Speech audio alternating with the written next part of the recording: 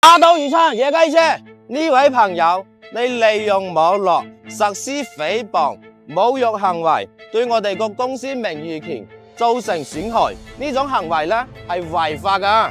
我而家同大家科普下咩叫做野雞車。野雞車呢冇有營運證，冇有道路客運運輸證，只有一份交強險，都冇有座位險，亦都冇有第三者。車票價格呢就唔透明。平時候咧都喺路邊周圍嗰度去兜客㗎，冇有保障，存在安全隱患。而我哋魚撐咧正規班次、營運證、道路客運運輸證、保險全部齊全，每個座位椅個保險咧金額高達100萬，所有線路都係通過合法合規報備先上路嚇，固定站點上落，車票公開唔兜路唔賣豬仔。請大家放心乘坐。大家之前有冇坐過野雞車嘅？歡迎大家評論區一齊探討。多謝。